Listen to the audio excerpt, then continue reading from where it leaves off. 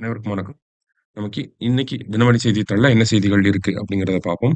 முதல்ல பார்த்தீங்க அப்படின்னா, எஸ்சி உள்ஒதுக்கீடு முதல் மாநிலமாக அமல்படுத்தியது தெலுங்கானா அப்படின்னு சொல்லி குடுத்திருக்காங்க. சரிங்களா? ஸோ போன வருஷம் பார்த்தீங்கன்னா, sub classification on scheduled caste அப்படின்னு சொல்லி ஒரு ஜட்ஜ்மெண்ட் வந்திருக்கும். சரிங்களா? ஸோ சப் கிளாசிஃபிகேஷன் அப்படின்னு சொல்லி சொல்லுவாங்க. சப் கிளாசிஃபிகேஷன் அப்படின்னா உள்ஒதுக்கீடு அப்படிங்கிறது அர்த்தம். சரியா? அதாவது இப்போ ஒரு எஸ்சி அப்படிங்கிற கேட்டகரி இருக்கு. சரிங்களா? ஸோ இந்த எஸ்சி அப்படிங்கிற கேட்டகரிக்கு பார்த்தீங்கன்னா, ஒரு பெர்சன்டேஜ் வந்து நமக்கு ரிசர்வேஷன் அப்படிங்கிறத குடுத்திருப்பாங்க. ஆனா, இந்த எஸ்சி அப்படிங்கிற கேட்டகரிக்குள்ளேயே பார்த்தீங்கன்னா, பல்வேறு ஜாதிகள் வந்திருக்கும். நெறைய கேஸ்ட் வந்து இருக்கும். இதுல ஒரு சில கேஸ்ட் வந்து பார்த்தீங்கன்னா, நல்லா டெவலப் ஆயிருக்கும். எஸ்சி சமூகத்திலேயே இருக்கக்கூடிய ஒரு சில கேஸ்ட் பார்த்தீங்கன்னா, நல்லா டெவலப் ஆயிருக்கும். ஒரு சில கேஸ்ட் வந்து பார்த்தீங்கன்னா, இன்னமும் அ டெவலப்மென்ட் அப்படிங்கிறது அந்த அளவுக்கு இல்லாம இருக்கும். சரிங்களா?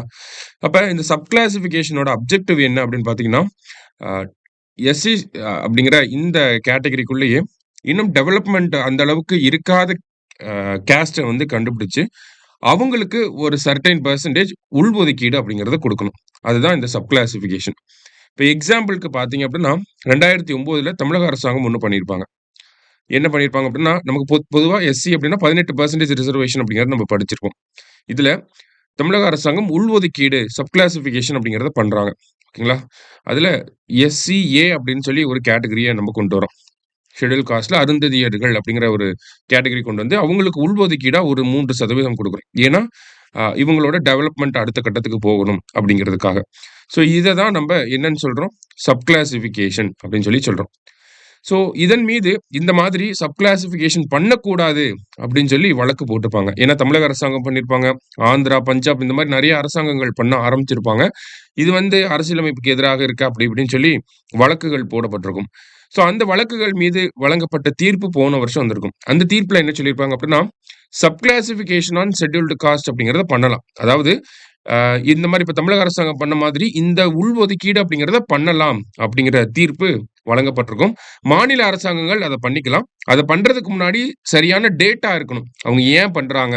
உண்மையாலுமே இப்ப உள்ஒதுக்கீடு குடுக்குறாங்க அப்படின்னா, அந்த சமூகங்கள் பின்தங்கி இருக்கு அப்படிங்கிறதுக்கான ஆதாரங்கள்லாம் கரெக்ட்டா இருக்கணும். அப்படி இருந்துச்சு அப்படின்னா, அவங்க வந்து சப் கிளாசிஃபிகேஷன பண்ணலாம் அப்படின்னு சொல்லி தீர்ப்பு வழங்கப்பட்டிருக்கும். ஸோ அந்த தீர்ப்பு வழங்கப்பட்ட பிறகு, முதல் மாநிலமாக அந்த உள்ஒதுக்கீட அமல்படுத்தக்கூடிய மாநிலம் யாரு அப்படின்னா, தெலுங்கானா வந்திருக்காங்க. சரியா? தீர்ப்புக்கு பிறகு அமல்படுத்தக்கூடிய மாநிலம் தெலுங்கானா. அதனால அந்த தீர்ப்புக்கு பிறகு அமல்படுத்துறதுனால அந்த ஒரு முதல் மாநிலம் அப்படிங்கிற விஷயம் வந்திருக்கு. ஆ தெலுங்கானால எஸ்சி அப்படிங்கிற பிரிவ 3ஆ பிரிச்சிருக்காங்க. சரிங்களா? ஸோ எந்த அளவுக்கு டெவலப்மென்ட் இருந்திருக்கு அப்படிங்கிறத ஸ்டடி பண்ணி, அத 3ஆ பிரிச்சு ஒவ்வொரு எஸ்சி அப்படிங்கிறதுக்கு இப்போ ஒரு பெர்சன்டேஜ் இருந்திருக்கும் இல்லையா? அத 3ஆ பிரிச்சு நமக்கு குடுத்திருக்காங்க. ஓகேவா? ஸோ தெலுங்கானா மாநிலம் உள்ஒதுக்கீடு அப்படிங்கிறத அமல்படுத்தியிருக்காங்க. அந்த செய்திய தான் இங்க நம்ம பார்த்திருக்கோம். அடுத்தது இன்றைய திருக்குறள். திருக்குறள்ல என்ன சொல்லியிருக்காங்க அப்படின்னா,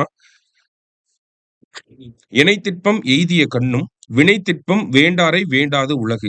வேறு எத்தகைய உறுதி உடையவராக இருந்தாலும், செய்யும் தொழிலில் உறுதி இல்லாதவரை உலகம் விரும்பிப் போற்றாது." அப்படின்னு சொல்லி குடுத்திருக்காங்க. ஸோ நமக்கு எவ்ளோ கான்ஃபிடென்ட் இருந்தாலும், நம்ம பண்ணக்கூடிய வேலையில கான்ஃபிடென்ட் இல்லன்னா, நம்மள யாரும் அவ்வளவு விரும்ப மாட்டாங்க. சரியா? ஸோ அததான் இங்க சொல்ல வராங்க. திருக்குறளின் 670 அதிகாரம் வினைத்திற்பம். அடுத்ததா பார்த்தீங்கன்னா, நமக்கு அ இந்தியாவோட கோல்கொண்டா ப்ளூ டைமண்ட் பத்தி குடுத்திருக்காங்க. ஸோ இந்த கோல்கொண்டா ப்ளூ டைமண்ட் அப்படிங்கிறது ரொம்ப ஃபேமஸான ஒரு டைமண்ட் சரிங்களா? ஸோ ப்ளூ டைமண்ட் அப்படிங்கிறது நமக்கு கோல்கொண்டா பகுதிகள்ல அதிகமா சுரங்கங்கள் போட்டு தோண்டப்பட்டு வரக்கூடிய இந்த கோல்கொண்டா ப்ளூ டைமண்ட் இப்போ ஏலத்துக்கு போகப்போகுது. ஏலத்துக்கு விடப் போறாங்க. கிட்டத்தட்ட 23.24 கேரட் இதோட அந்த வேல்யூ அப்படிங்கிறது. இந்தோர சேர்ந்த மன்னர்கள் இந்த ப்ளூ டைமண்ட வந்து அதிகமா பயன்படுத்தி இருப்பாங்க. சரிங்களா? குறிப்பா பார்த்தீங்கன்னா, யார்கிட்ட இருந்து தொடங்குது அப்டின்னா, இந்தோர சேர்ந்த யஸ்வந்த் ராவ் ஹோல்கர் 2 ஓகேங்களா? 2ஆம் யஸ்வந்த் ராவ் ஹோல்கர் அவர்கிட்ட இருந்து தான் இந்த டைமண்ட் ஆரம்பிச்சிருக்கும். அதனுடைய ஜர்னிய. இப்ப பார்த்தீங்கன்னா, நியூயார்க்க சேர்ந்த ஒரு தனியார் நிறுவனம் கிட்ட இருக்கு. ஸோ அத இப்ப ஏலத்துக்கு விடப் போறாங்க. அந்த செய்திய தான் இங்க குடுத்திருந்தாங்க. சரியா? ஸோ ஜஸ்ட் என்னங்கிறத பார்த்து வச்சுக்கோங்க. ஓகேவா? ஸோ இன்றைய செய்தித்தாள்ல இருந்த முக்கிய செய்திகள பார்த்திருக்கோம். நன்றி.